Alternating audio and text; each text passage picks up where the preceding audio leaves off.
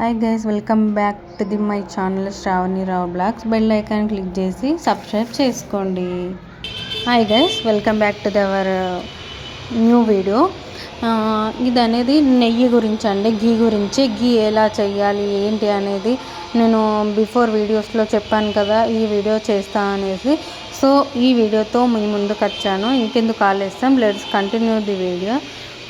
And అది ఒక బౌల్లో నేను జమ చేస్తాను. ఒక 15 days 1 week పాల మీదన్నా పెరుగు మీదన్నా వేసుకొని ఒక 15 days తర్వాత సగం అయిన తర్వాత అందులోనే ఒక గ్లాసెడ్ వాటర్ తీసుకోవాలి.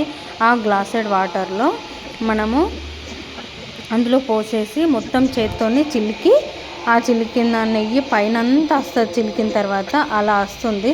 సో అది పొయ్యి మీద పెట్టేసి మరగనివ్వాలి. వితిన్ 20-25 minutesలో మీకు నెయ్యి రెడీ అయిపోతుంది. గ్రైండర్ పట్టన అవసరం లేదు.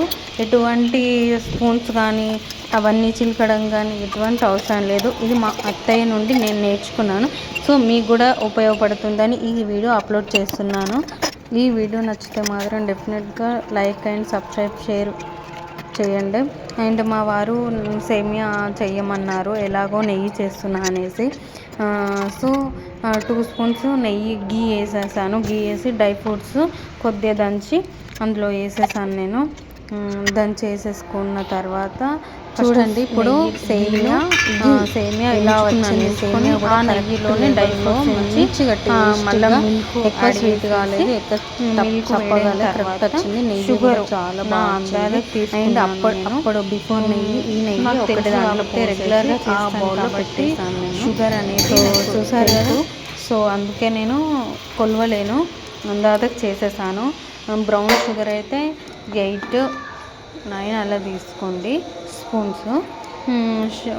వైట్ షుగర్ అయితే స్వీట్ ఎక్కువ ఉంటుంది కాబట్టి ఆ షుగరు ఒక 5 spoons 6 spoons తీసుకోండి అంతే, ఓకేనా. అండ్ సేమియా కూడా చాలా బాగా కరెక్ట్ వచ్చింది. నేను త్వరగా చేశాను, అప్పటికప్పుడే చేశాను కాబట్టి. కానీ ఇలా వస్తుంది ఏంటి అన్నాను కాబట్టి బాగానే వచ్చింది అది కూడా. అండ్ గీ కూడా చాలా బాగా వచ్చింది. Thank you for watching. Like and